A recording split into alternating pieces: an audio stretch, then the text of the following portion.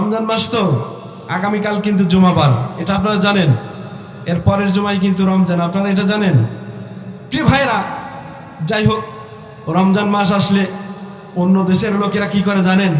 ব্যবসা বাণিজ্য কমাইয়ে দেয়, জিনিসপত্রের দাম কমাইয়ে দেয়, আর এ দেশে মজবুত করে ব্যবসায়ীরা ব্যবসা গুছায় নেয়। জোরে বলো ঠিক কিনা? কিভাবে রমজান মাস আসছে, মানুষের ইফতারের চাহিদা বেশি, খাবারের চাহিদা বেশি, কিভাবে দাম একটু বাড়িয়ে দিয়ে যায়। সামনে ঈদ আসছে, কাপড় চোপড় টাকা পয়সা বেশি লাগবে, দাম একটু বেশি করে দেওয়ার জন্য উঠে পড়ে লাগে। জোরে বলেন ঠিক কিনা?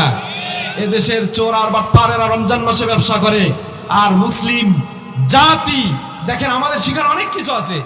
যদি আপনি প্রকৃত মুসলিম হয়ে থাকেন, আল্লাহকে আপনি স্বীকার করে থাকেন, আল্লাহর কোরআনকে স্বীকার করে থাকেন, নবী মুহাম্মদুর রাসূলুল্লাহ সাল্লাল্লাহু আলাইহি ওয়াসাল্লাম যেভাবে তিনি জীবন গঠন করেছেন, তার বাস্তব জীবন যেভাবে তিনি পরিচালনা করেছেন, তার সামাজিক জীবন, রাষ্ট্রীয় জীবন যেভাবে তিনি পরিচালনা করেছেন, সেভাবেই আমরা, জোরে বলেন ঠিক কিনা? পেপারে দেখা যায়, খবরে দেখা যায়, সৌদি আরবের লোকেরা, কুয়েতের লোকেরা, ওমানের লোকেরা, আরবি কান্ট্রির লোকেরা, এরা রমজান মাস আসলেই নিত্য প্রয়োজনীয় জিনিস যেগুলো রয়েছে, পণ্যের দামগুলি কমিয়ে দেয়। আমাদের দেশে কি তাই হয় বলেন?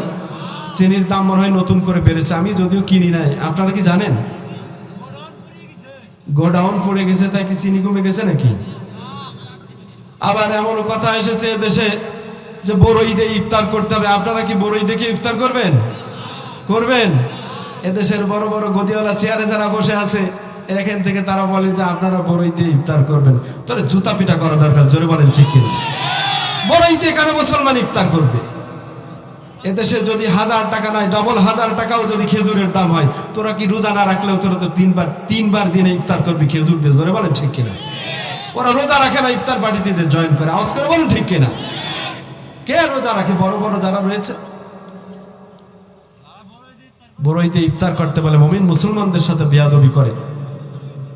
কেউ যে খবর জানে না, সেই খবর জানেন কে? মুসলমানের সাথে প্রতারণা আর কত চলবে জমিনে? আল্লাহ রাব্বুল আলামিন বলেন, জমিনে আমার হুকুম ছাড়া এই জমিনে কিছুই হয় না। এই জমিনের মধ্যে তুমি আমাকে অস্বীকার করে যা কিছু করো না কেন বান্দা, আমার নজর কিন্তু তোমার উপর থেকে 1 সেকেন্ডের জন্য সরে না। জোরে বলেন ঠিক কিনা? যারা এই জমিনের উপরে বসে, এদেশের রাষ্ট্রীয় ক্ষমতায় বসে দেশ নিয়ে তালবাহানা করছেন, সাধারণ মানুষের নিত্য প্রয়োজনীয় জিনিস নিয়ে তালবাহানা করছেন, কেউ যেটা জানে না সেটা জানেন যিনি, তিনার নাম কে? প্রতারণা করছে।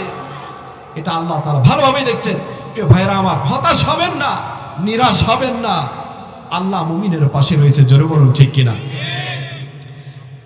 যার কেউ নেই, যাকে দেখার কেউ নেই, যাকে বোঝার কেউ নেই, যার কেউ নেই, তিনার জন্য একজন রয়েছেন। সেই মালিকের নাম কি? একটু আওয়াজ করে বলেন আপনারা। হইল না? আর একটু আওয়াজ করে বলেন। একজন মালিক রয়েছেন, তিনার নাম হলো আল্লাহ।